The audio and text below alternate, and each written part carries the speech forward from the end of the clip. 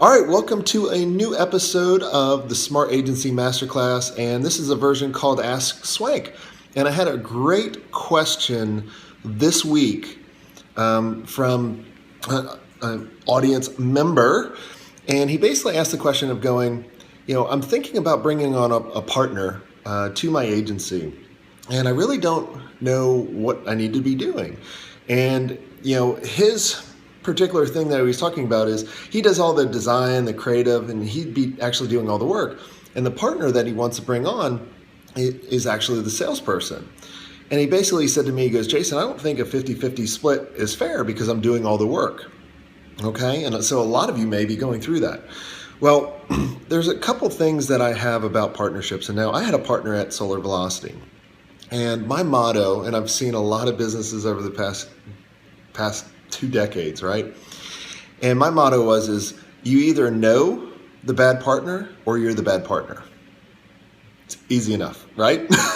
So you either know the bad partner or you are the bad partner, okay? But there's ways to have a good partnership because there are some companies that have great partnerships. I mean, obviously Google, they were a partnership that started out. And you just got to have the same kind of expectations. And you got to really kind of clearly lay out the expectations of the organization, make sure they match, have the similar kind of core beliefs and same vision of where you guys are going, and try to really kind of predict as much as you can of kind of the future of where you're going. Now, should you do a 50-50 split, if you guys both came up with the idea at the same time, I think you should. All right, even though if you think you're doing all the work right now, okay?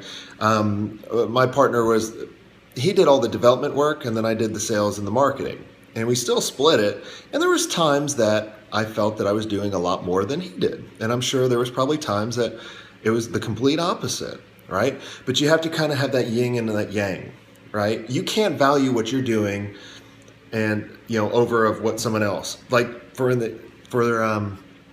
the example that I gave a little while ago, he does all the design and the marketing and his partner does all the sales. Well, if you don't have any sales, you don't have a business. And if you can't deliver, you don't have a business. So you should do a 50-50 split. Or if you created the idea, at least you should get 51% so you can control it. But here's the other thing of what you guys need to start thinking about. You should have an operating agreement. Now, when I started my agency and my business, we didn't have an operating agreement until probably year 10. And if I could go back in time, I would totally switch that up. And the operating agreement really kind of states and really kind of tries to protect you for the future. So in the event that you start becoming irrelevant or your partner starts becoming irrelevant, it can position and protect the people that are actually doing all the work. And so you can get out. Another great thing that you can do is set up an advisory board or a board of directors, right? And when you're setting up kind of a board of directors, it's an outside perspective, and you can almost give them, they'll have voting shares and seats where they can kind of, if someone's not doing their job, they can be basically pushed out. Kind of like, with, Steve Jobs and Apple, right? So he got pushed out because he didn't control all the seats at the board of directors the first time, but when he came back on the second time, he made sure he controlled it all and got rid of them all. All right. But you really should start thinking about that and really start setting kind of clear expectations and saying, look, you are totally responsible for this area, and this is what I expect from you. I'm totally responsible for this area, and what do you expect from me? And then constantly always make sure that you guys are in alignment. My business partner was the nicest person in the world, was great. We could always communicate to each other. But, toward the end, things started changing, right? And you want to always make sure that the business is protected and all the people that you serve are protected as well. And so, by doing a couple of those things, you can really protect yourself. So kind of recap, right? If you do a partnership, make sure you have an operating agreement that kind of goes through all of this. If you go to, I have my old sample operating agreement that I sell for my agency documents. So if you go to like jasonswank.com/documents, I think that's the link, and you can get access to all those documents, on there, and that could help you out. The other thing is you really want to think about setting up a board of directors.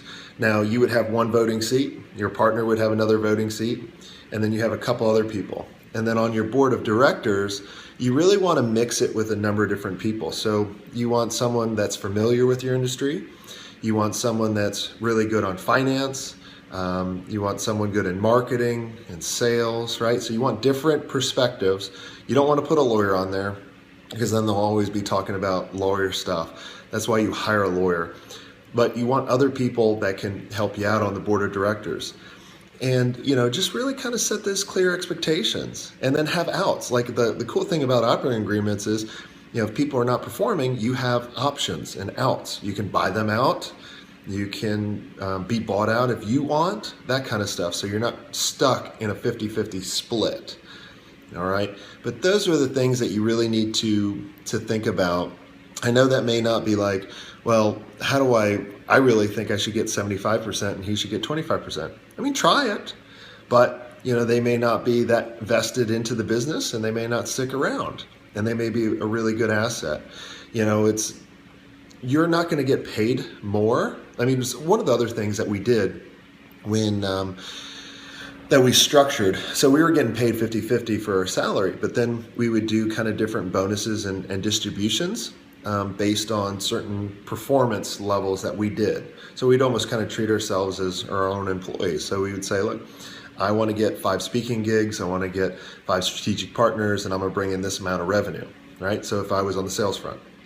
And then maybe on the operations side, it could be like, look, we want to maintain this level of client satisfaction. We want to make sure that we're on this, we can get these projects streamlined this quick, right? And like everything around operations.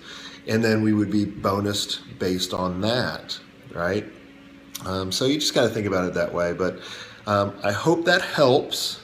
And if you liked this episode, make sure you comment below, whether you be listening on iTunes or Periscope or Facebook or YouTube or wherever you're watching this redistributed content. I think I said that right. I don't know. It's getting late in the week, and this is my last day of working this week, and then I'm just going to take off for a couple days. So, but I'm so glad you guys tuned in, and I will chat with you soon.